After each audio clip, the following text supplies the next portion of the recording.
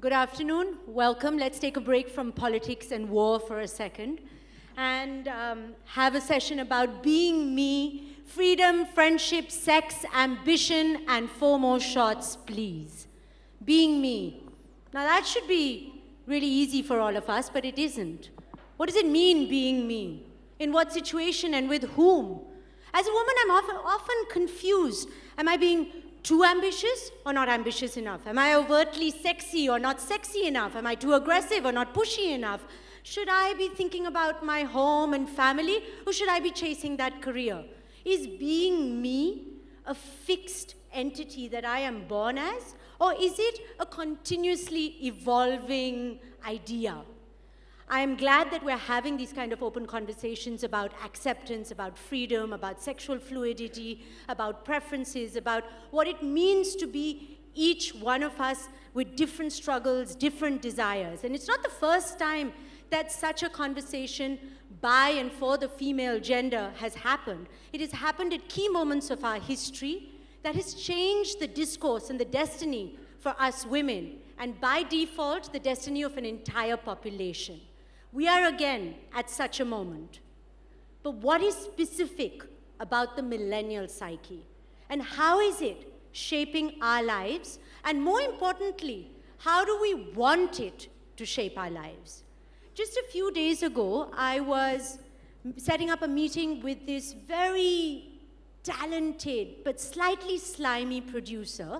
And my father happened to be around, and he said, "Oh, didn't you have like a potential Me Too moment with this guy a few years ago when you met him?"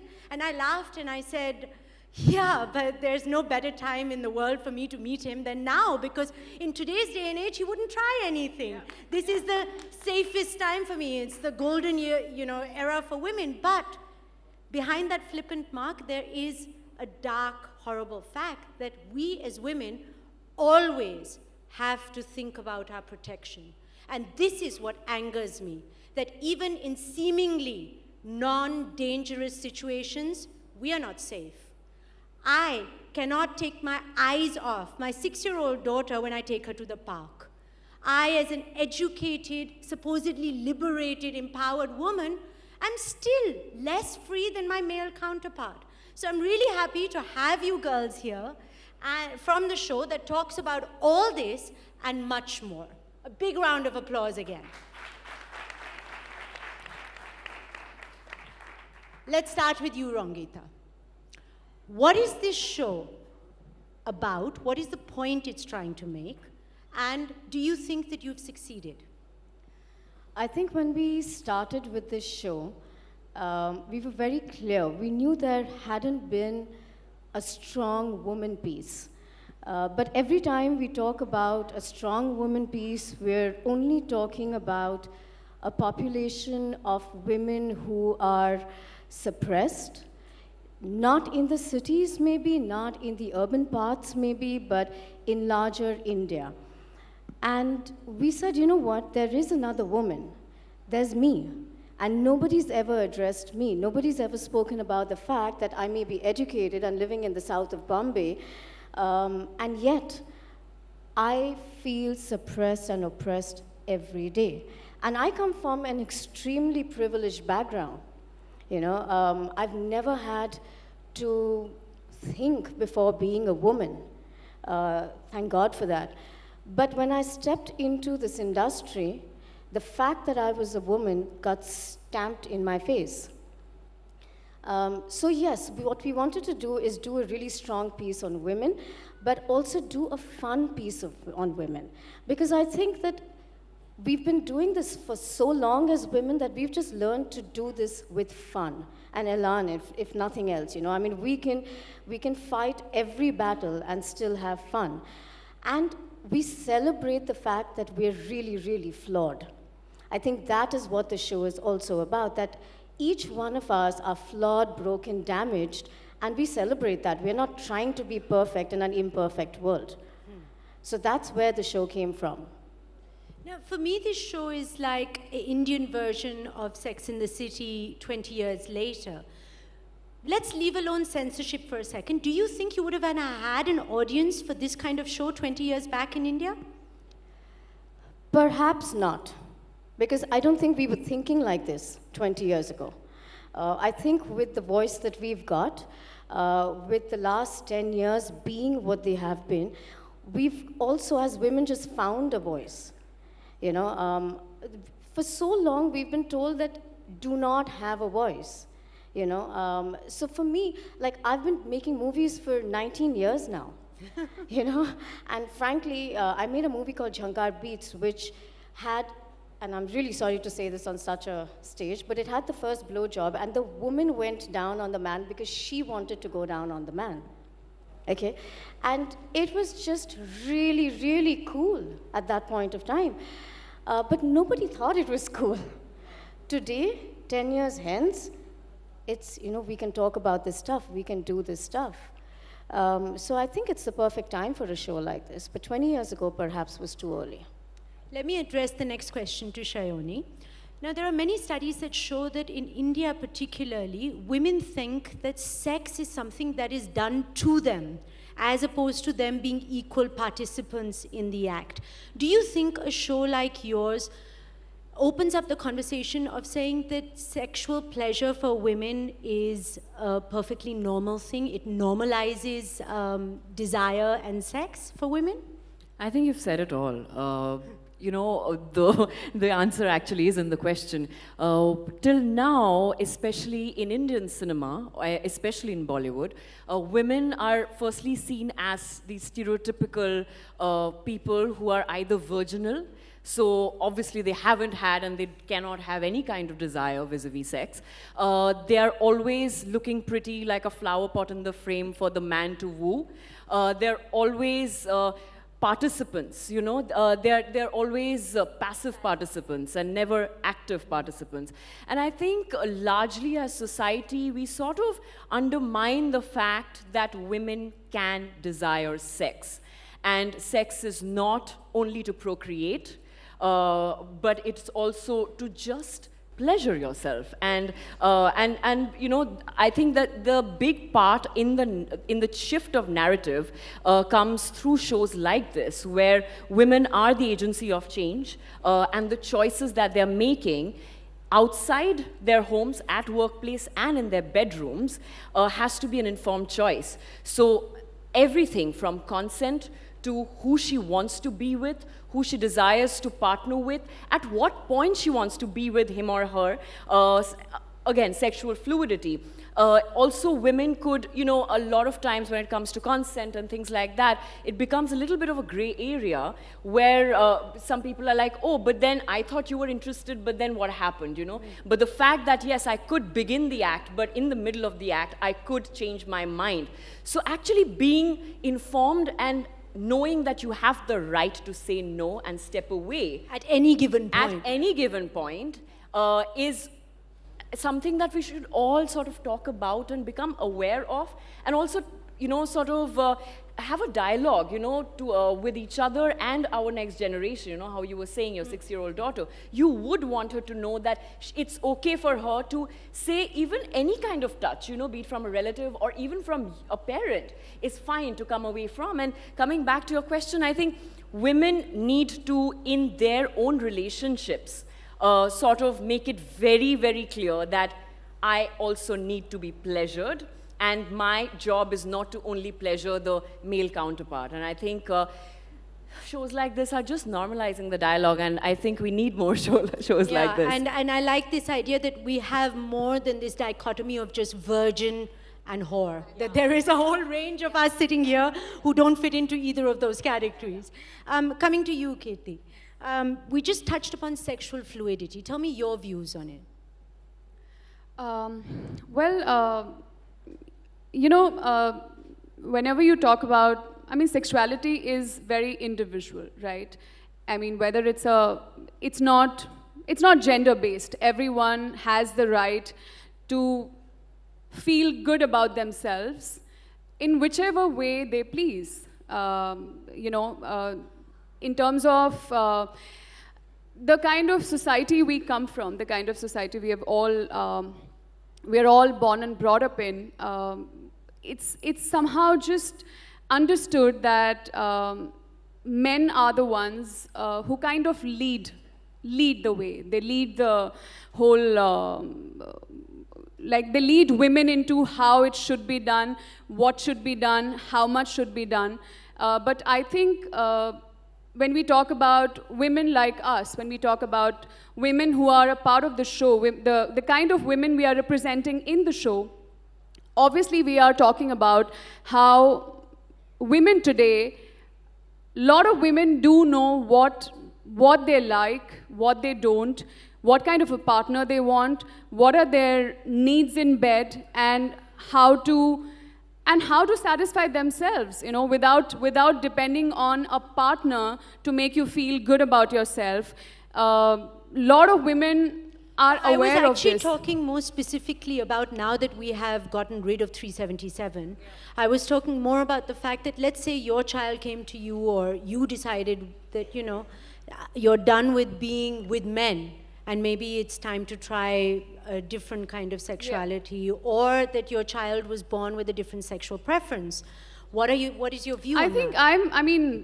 I'm absolutely okay with that. I think the kind of times we are living in, obviously I believe in the freedom that we need to allow ourselves and everyone around us to choose the kind of partners they want, to choose the gender of the partners that they want. And I think it's something that we have been fighting for a long time. And while I do understand that, as I said, the kind of background we come from, it's difficult for a lot of us to come to terms with this fact. I think it's also high time that we kind of just stopped discussing this further and moved on. You know, we focused on other things, you know, having the kind of sexual preference each one wants for themselves is obviously very individual.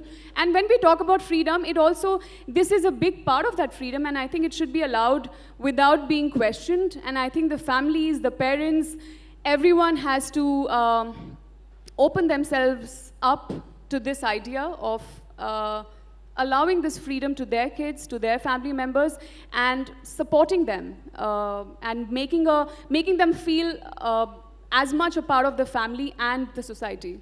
I think Sayani wanted to say something on this. You know, when it comes to sexual fluidity and gender fluidity, I think we as a civilization, from the pre-Vedic ages, you would find depictions of, you know, people actually, you know, engaging in not only one kind of sexual act, but all kinds of sexual acts. And it was actually a much more progressive civilization. And because we've had a history which is so complex, right? Many people ruled us, books were written, rewritten, propaganda stuff was done, and then came popular medium.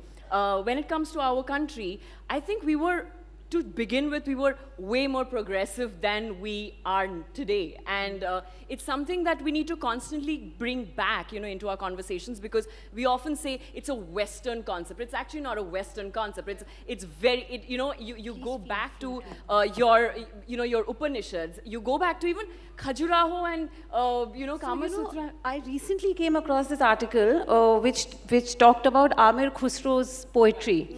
All of his poetry, which was of course dedicated to Nizamuddin Aulia, but all of it was written in the feminine form for Nizamuddin Aulia. Now that, I mean, I would interpret it as maybe they did have a romantic relationship and a companionship, but I mean, they just found it hard to come out, maybe, or whatever. Or maybe they were out, and that was quite out, and that just interpreting it. Yeah, and maybe he identified as a female, Khusro, which is why he wrote in the feminine form. And there is proof that they did have something which was stronger than any of these labels can, you know, define them as. Because they, when Nizamuddin Aulia was on his deathbed, he sent Khusro away because he didn't want him to see him die. And then when Khusro came back and found out he was dead, Khusro died within 3-4 months of Nizam's death. And then Nizam's last wish was for him to be buried next to him. So of course there's some connection there, you know. So, okay, coming to labels, feminism has become a highly politicized word. Yeah. What does it mean to you? You know, of course, there's a technical definition of the word, which is that it's a movement for social, legal, economic equality of men and women. And movement by definition is something which is fluid, which grows with time, which evolves with time. So personally, for me, feminism is, besides pure equality, it is choice, having that luxury of choice, which a lot of men do by default, you know, and you know, again, sorry, there was another line which I heard in a film recently, which is a Hindi film. So it said, "Ye Brahman, Shudra, Dalit, Rajput, Thakur, these are all labels. ये मर्दों के लिए होते हैं. Women, औरत तो अलग ही जात है और वो सबसे पराई है और वो सबसे नीचे है.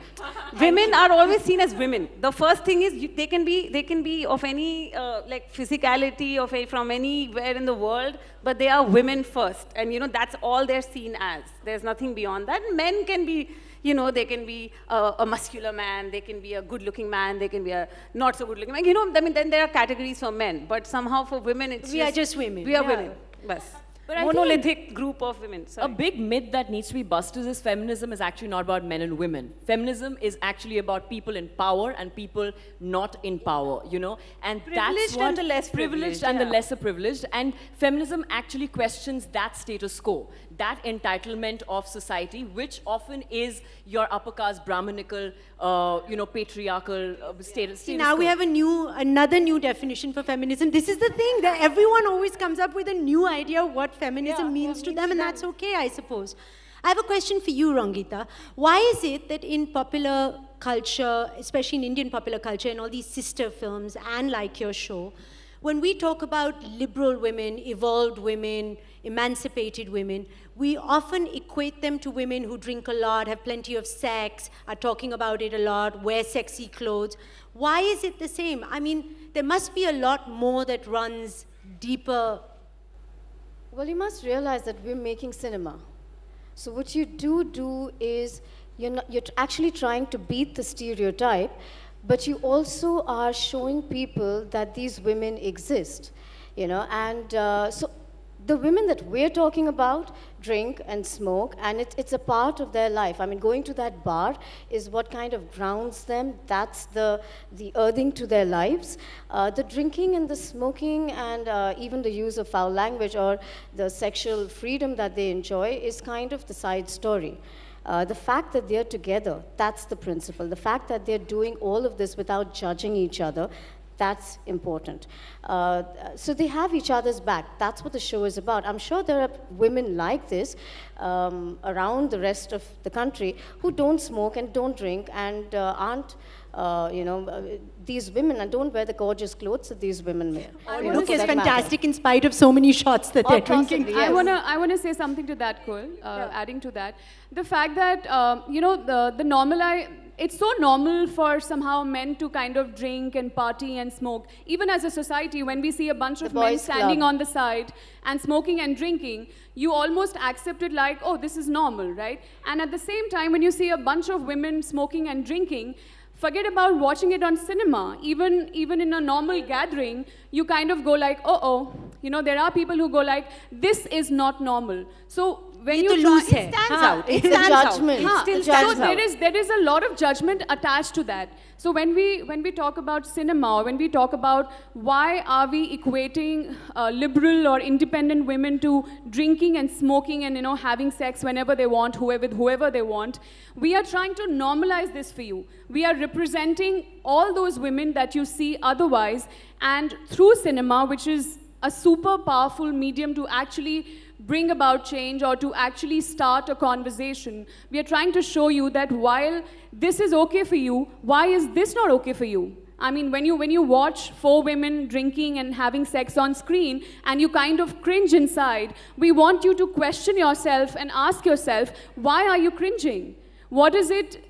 How do you look at this? What is your attitude towards this? What's your outlook towards this? So I think these are the kind of questions we are trying to bring up by showing stuff like this on screen. So I think we have to kind of do this till all of us start believing that it's as normal for women to do all this as it is for men to do all this. So tell me about something. There are women who drink and smoke. There are women who And it's are into absolutely fashion and normal. yeah. It's absolutely normal, except it's that okay they to will not get drink called what I out mean. for I it. meant, why is it equated Why is it to... representation Yeah, of why that? is it It's representation not. that It's just you have actually to not. be... It's not a symbol for I'm smoking, so I'm So so therefore I'm strong. liberated. That's not it. It's just identity. I mean, some of them smoke. Actually, some of them don't even smoke on the show. Some of the So characters don't. off screen for a second, all this representation of sex, and there are a lot of like quite fantastic sexual scenes, especially the ones with Milan Soman. Thank you very much for those. What has been the reaction off screen with your families, with friends? Have you ever felt, because I know that I have done sex scenes that I have sort of gone, please, my parents, don't go see them, don't go, so have you had those cringe moments off screen? It's... So life throws different situations at you, right? And here's me trying to be this progressive woman, this actor who's trying to make a change through her body of work and going out there and just trying to normalize a lot of things through my work, because I feel that that also needs to reflect my politics and what I want to, the world I want to see. But I come back home to a very unhappy mother. And my partner is not very pleased as well. So, yeah, but again, as a woman, I would be lying if I say, oh, it's all hunky-dory. It's not. But the fact that it's not gives me more strength and gives me more reason to sort of keep questioning where they come from. And not to undermine it, not to completely say, oh, you're wrong, but to actually start that dialogue and negotiate in the real relationships that I have in my life. And that's my responsibility as an artist, And I think that's important as well. But I'll say this. My parents both watched the show. My mother saw the first 2 episodes and she turned around and said, is this necessary? You also need to realize that I'd just come off making a sex comedy called Masti Zade before that. Apologies. But so mom said, why do we need to do this? Because she knew how I'd been trolled the first time round. Dad said nothing, okay? And by the end of the show, the mother had committed so much to the characters that the sex just became normal. I think when you're just judging the sex and the smoking and the cigarettes and all of that stuff as part of the labels, then it's a problem. But once you start listening to these girls and actually start connecting with them, fortunately, it goes away. Those are the layers that just peel off in that sense. So yeah, my mom said the same thing. She said, why? Mine was the exact opposite, actually, because I was the one who was really nervous about doing... I hadn't done even a make-out scene on screen before. So I was really nervous, and I was like, how are we going to shoot this? How are we going to do this and stuff? And then of course, what my parents are going to think was secondary. But I made both my parents read the script. I said, okay, please read it. This is what it is, and this is what I'm getting into. And they were actually the ones who said, you know what, it's acting. I mean, just as long as there's no nudity, which there wasn't. So they're like, it's fine, like it's acting. And my sister, and I was actually the only one who was really nervous about all of that. And once I overcame that, I think now the floodgates have been opened. But actually, my mother's not seen it, so I don't know how Listen, she'll react. I'm really sorry. We could go on and on forever, but we are running short of time. Actually, we're completely out of time. I wanted to do something that you do on your show as a closing thing, because I want to see how prudish is this absolutely intellectual, fabulously emancipated audience. Maybe one of you could take the lead on this and say what you say on your show to emancipate yourself for that moment of Meri vagina ki jai, and if you're a man, you can say Teri vagina ki jai if you want. And let's say it as loudly as you can, because really vagina is a very normal, beautiful word. But why can't the men say Meri penis ki jai? They can say Meri penis, but they say that too much in real life. I'm sure there are a lot of men. Please, we don't need that. We don't need any more penises in this country. So let's go. You start it off, and they will repeat after you. And I want to hear a nice, loud one. Thank you very much. They're already looking for the exit door. Feel that liberated spirit. Mere vagina ki jai ho. Mere vagina ki Jai ho. Let's go for it. Vagina. Vagina. Come on, at least Come all the on. women Say it, can probably ladies. try and say this. It can't be so bad. This You've is where- all seen it up close and personal. This is where Can't you be all so came bad. from, by the way. Yeah, we came out of the Can't say it. Can you? Let's try it one more time. So 1, 2, 3. Vagina! Go. 1, 2, 3. Vagina! Come on! I'm also Come on. You can't be.